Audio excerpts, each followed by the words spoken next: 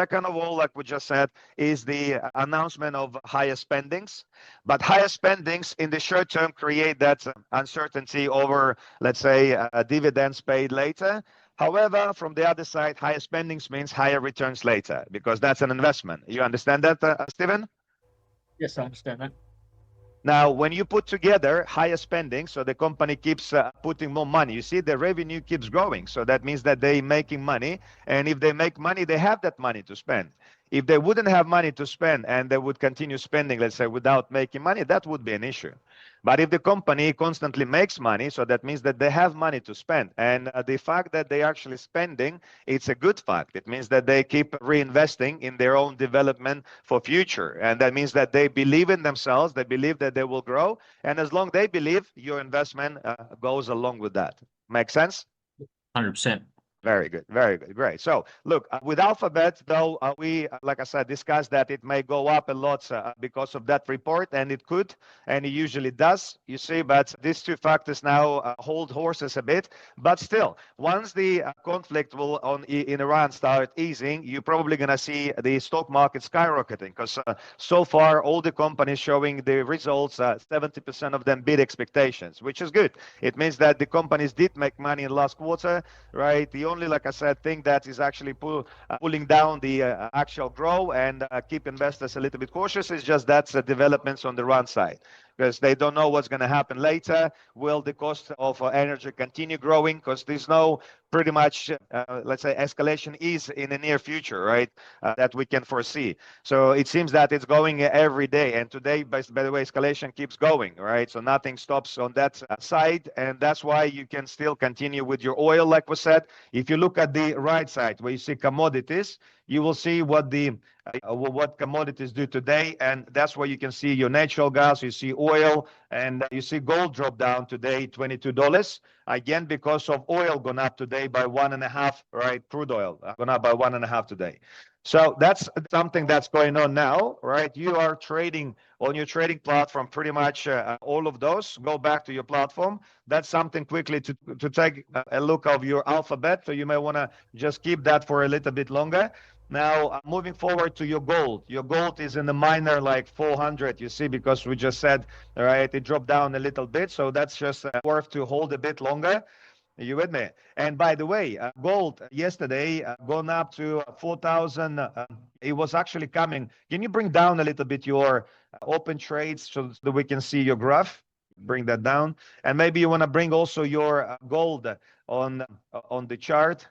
Right, so we'll look at gold because yesterday was actually moving quite nicely up, and it was reaching, you see, it was reaching that top 4,164, right, before it dropped down. And if you just simply have a look, it goes like a ladder, right? Stairs, right? Up, okay, then drops down, then up, drops down, then up, and then every time it hits the record high, for example, having high level, drops down and then goes back up again. So that drops down, create that buying opportunities. You see, buying the dip, buying the dip, buying the dip every time it drops down. That's how basically professional traders accumulate on a specific asset. When they trade it, let's say for the longer run, every time the price drops down, they buy some more, even small amounts. They buy just from the dip. And by doing that, they just drop down the average price, like we discussed before. Remember, by buying more with a lower price, you just drop down your initial entry point, which is your average price. Remember, we discussed that, right? Okay. So saying all that now, okay, this is something that happens with gold. For you now, it's just, like I said, it's either the opportunity to wait for a little bit longer, and you can see that it's already accumulating there at this level, 4,125 for 1, 2, 3, 4, 5, 6 hours, okay, some about that longer it's staying there, and it seems to be now also some support line because it's been there also for quite some time. And that's why gold is set to continue probably, right, slowly but surely. And as I said, it's just a minor $500 in negative there. You can either wait for a little bit longer, or you can get yourself a little bit more if you like, right, and get yourself with some lower price. So you have been trading 0.2. Now you can add, let's say, another maybe 0.1, maybe something like that. Something like, and then just get yourself and put yourself the same target, 4,200. right?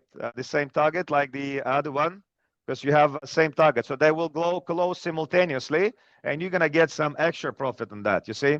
So now you're opening another one. Okay, moving forward, right? You have got your trade now open on gold. That's good.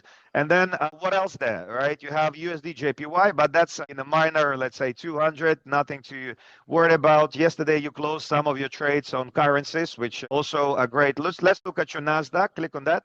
Nasdaq. Okay, and then let's look down. So on your Nasdaq, it's pretty much in the same situation what it was yesterday. And I told you that just now. Yesterday the stock market gone down slightly because of that prices on oil going up. So with Nasdaq, for now you're okay, right? There is not much. You can bring that obviously on the graph. Okay, and then you see Nasdaq is pretty much going sideways. You can look at it like this.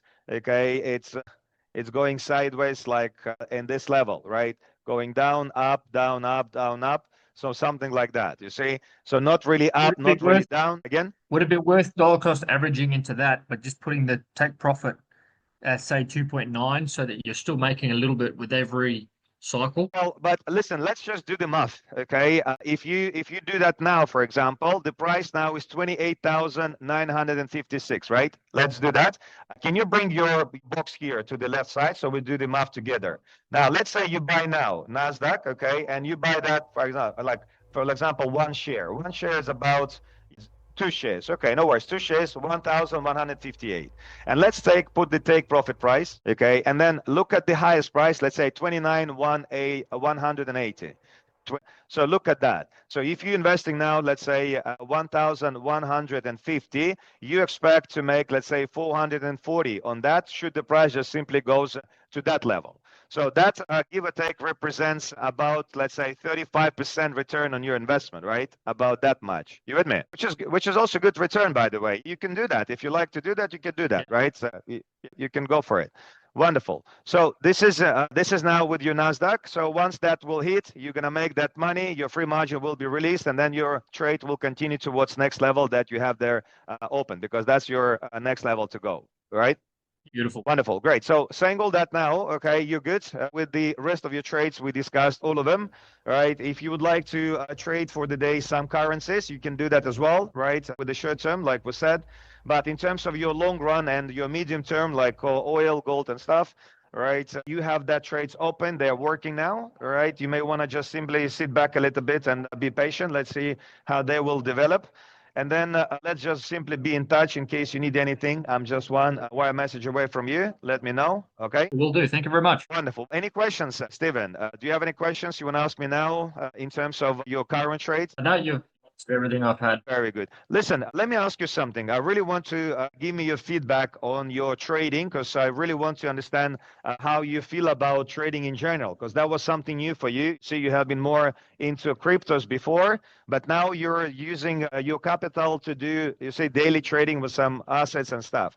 So how do you find trading in general? Do you have now more confidence in understanding, okay, how that, let's say, business works? So tell me a little bit about your feedback on trading itself. I'm definitely a lot more comfortable now than what I was in terms of like reading charts and following the trends and doing a little bit more research, market research.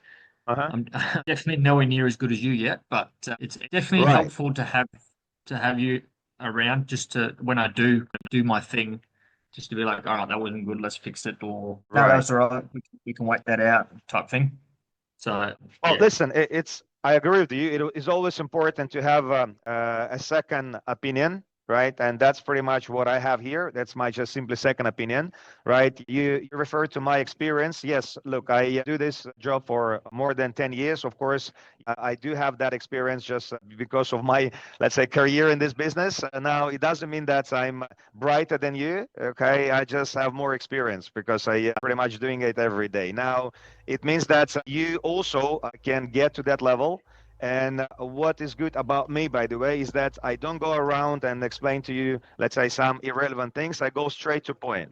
Okay, straight to point. I tell you where the risk is sitting, how to mitigate the risk, and where the opportunity is sitting, and how to take the most of that. Okay, and that's my, let's say, benefits. Okay, that's I just save a lot of time for you, just not to go around with irrelevant things, but you go straight to make money. That's why you made that amount of money within a course of what, 2 weeks now, right? You almost double your investment, correct? Yeah. All right. So for some people, all right, it takes their entire life, let's say, to try to make that type of returns, right, in their trading, because they open close trades at losses and make mistakes like 80% of, let's say, people make usually, right? And that's what many people do. And what I'm trying to help with my clients like you is just to avoid you to go to the level and to the path that 80% of people go, and show you the other path where you actually can go with 20% of people that make money. And that's where you actually are going now. All you need now is just to be consistent with what you do, right? And also, like I said, stick to your plan, and you're doing great with that. All right. So keep it up, and way to go. So if you need anything, you let me know. If not, then let's just quickly set up an appointment for a follow-up tomorrow.